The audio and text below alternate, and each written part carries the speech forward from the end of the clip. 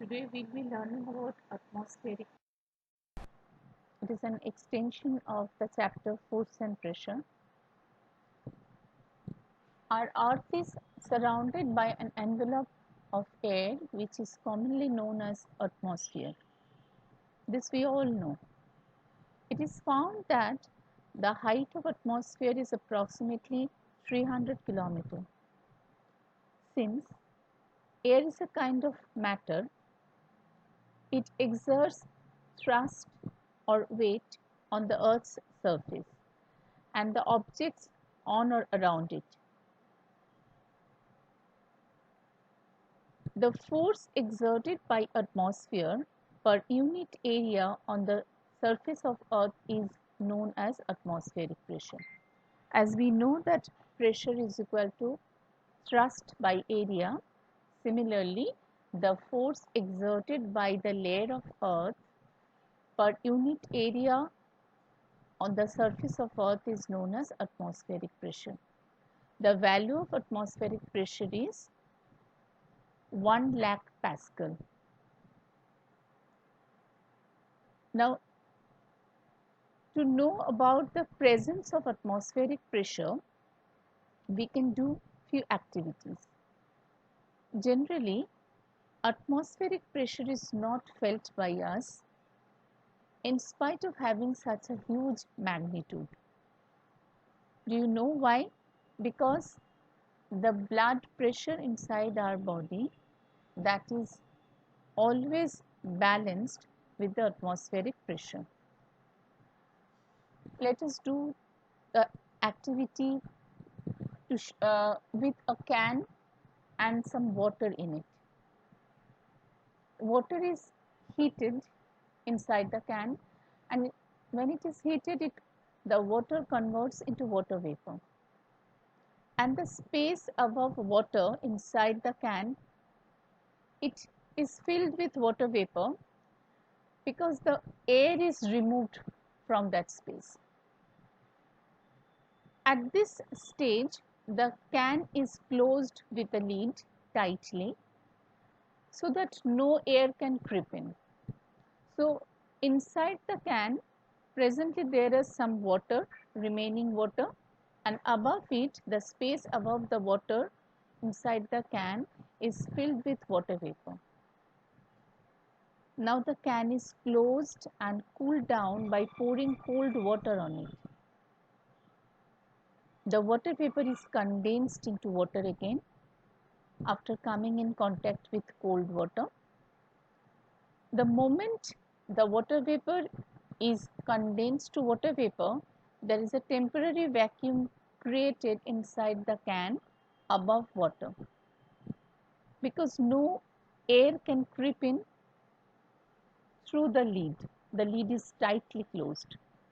So huge atmospheric pressure from outside acts on the can and it crushes the can because there is no air to withstand with that huge atmospheric pressure. This activity proves that atmospheric pressure acts on every object from every direction. Let us do the second activity. We are taking a tumbler and we are filling it with water up to the rim. Then the mouth of the tumbler is covered with a hard cardboard so that no air gap remains in between the water and cardboard.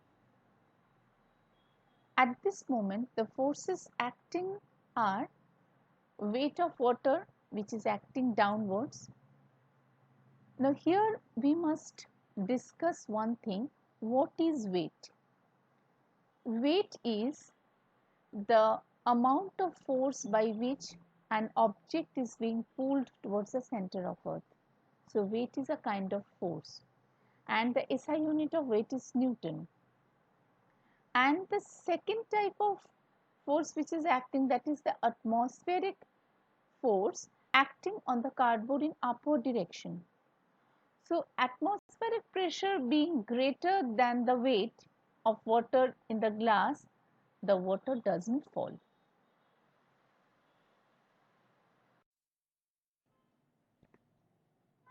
How do we draw drinks using a straw?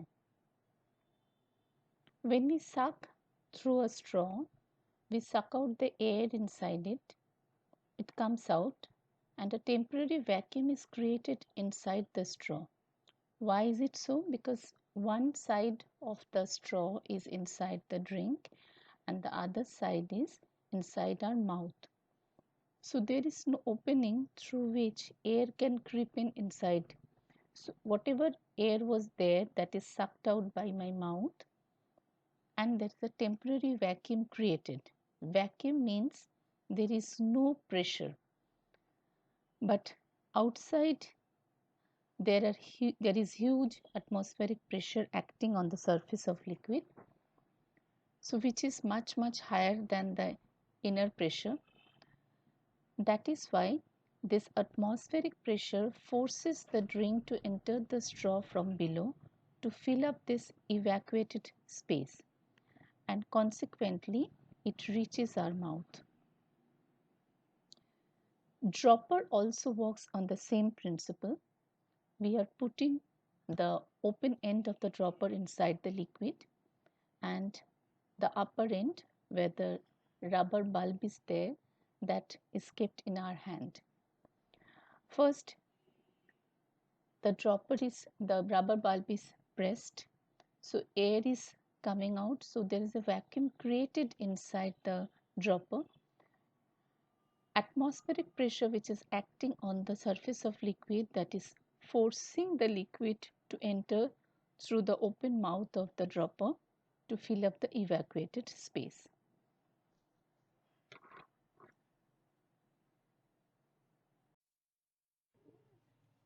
How do we draw medicine in an injection syringe, or how is blood collected by a syringe for pathological tests? In both the cases, atmospheric pressure is responsible for drawing the liquid inside it.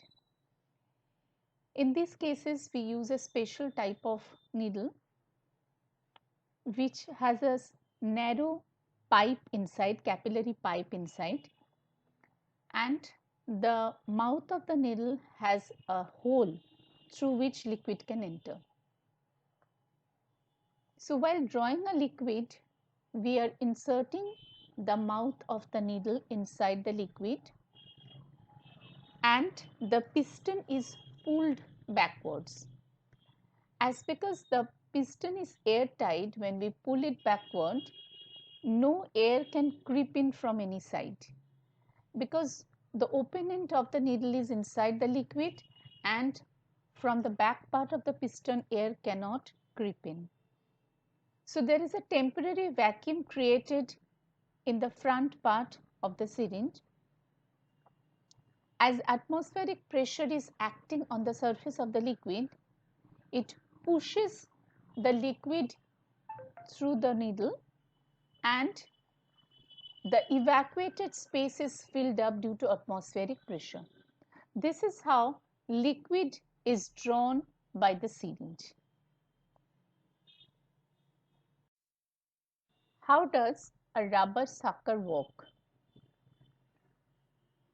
When we press a rubber sucker on against the wall, the air inside it is forced out. So there is a temporary vacuum created in the space in between the sucker and the wall. So this evacuated space has less pressure than the pressure on top of it, because atmospheric pressure is acting from above and it is pressing the rubber sucker on the wall. It is pressing it so hard that we can also hang our clothes or light materials from this rubber hanger. How does a lizard stick to the wall? The principle of sticking the lizard to the wall is same as what we discussed in case of rubber sucker in the previous slide. The claws of lizards are a little different. It is padded, and that is why when they are pressed against the wall, air is forced out. So there is a temporary vacuum created between the claws and the wall. So this evacuated space has very less pressure. Huge atmospheric pressure acts on the lizard from top. So there is a huge pressure difference between these spaces. So that is why the lizard stick to the wall. More important fact we need to analyze, that why some people fall prey to nose bleeding at hilly region. We know that hilly region always located at high altitude, and the internal pressure of blood in our body, what we generally call blood pressure, that is accustomed to normal atmospheric pressure at sea level. And we know that lateral pressure of any fluid P is equal to H into D into G, where H is the height, D is the density of the fluid, and G is the acceleration due to gravity. So when we are going to high altitude, H decreases, height decreases, and along with that lateral pressure of air also decreases. So at a high altitude, the atmospheric pressure is very, very low. So when the same person, those who are dwelling in plain land, when our body is accustomed to the pressure, air pressure of plain land, when we are moving to hilly region, the internal blood pressure remains more than the external atmospheric pressure. So the thin blood vessels of the membrane of the thin blood vessels of nose burst due to huge internal pressure. So they fall prey to nose bleeding. Why do fountain pens leak at high altitude? We know that lateral pressure of any liquid or any fluid, P is equal to HdG. So lateral pressure of fluid decreases when we go to high altitude because H decreases. So internal pressure of ink being more than the external atmospheric pressure, it bursts and the pen starts leaking. Hope all of you understood all the examples given in this particular PPT. Go through all the slides. If you have any query, you can ask me in Teams class. It has solved some questions based on the concept we have learned in this chapter. 3 books are kept on 3 different faces. It is shown in the figure A, B and C in question number 1. All the books have same weight. So explain the phenomenon. So what will you expect in these cases? In which case the pressure will be the highest and in which case the pressure will be the lowest? As in position A, the book is kept with maximum area in contact with ground, and we know pressure is equal to force by area. So more is the area of contact, less will be the pressure on ground. In position B, least area is in contact with ground, so pressure will be the highest. So in position A, the pressure will be the lowest, and in position B, the pressure will be the highest. Question number 2, identify the forces acting on the following cases. Number 1, a sack full of pebbles is pushed on ground by few men. So what are the forces acting here? On the sack, the muscular force applied by the man, by all the men, the frictional force of ground in opposite direction because the body is moving here, and also the gravitational force which is pulling the sack towards the center of the earth. Question number 2, here also there is a sack full of pebbles inside it, but it is in this case resting on a rocky floor.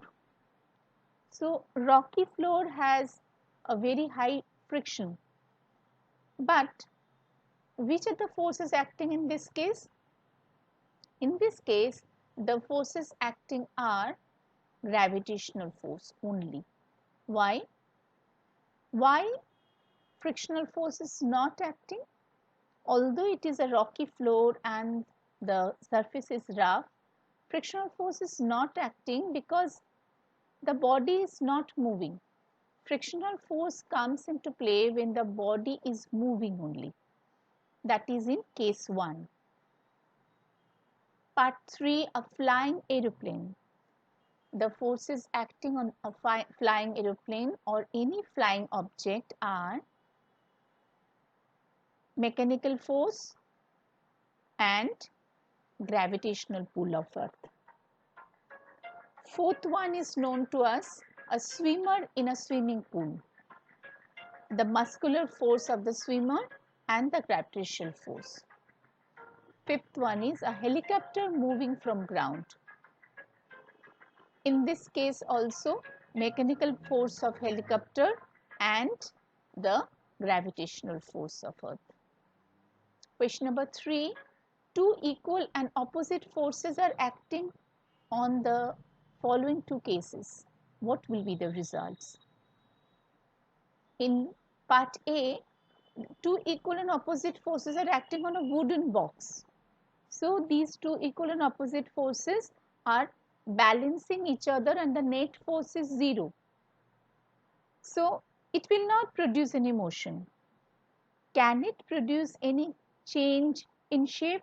No, it cannot, because wooden box is a rigid one. In part B, two equal and opposite forces are acting on a plasticine cube. Plasticine cube, it is a non-rigid solid. So two equal and opposite forces, that means they are balanced and net force is 0. But in this case, as it is acting on a non-rigid body, it can change in shape. So two equal and opposite forces, when the net force is 0, it can produce a change in shape only in case of non-rigid object. Not necessarily it will change in shape in all the objects. Question number 4. Name 3 types of forces which are always non-contact. You know the answer. The forces will be magnetic force, gravitational force and electrostatic force. Some cases we may see that the magnet is attracting magnetic substances like iron, nickel, cobalt, and the objects got stuck to it. Or in case of electrostatic force, charges are unlike charges are attracting each other and the charges are coming in contact. Even after they come in contact with each other, the forces will remain non-contact force, because before this motion, the forces were acting from a distance. I hope all these concepts are clear. So we are ending this chapter. Thank you, children.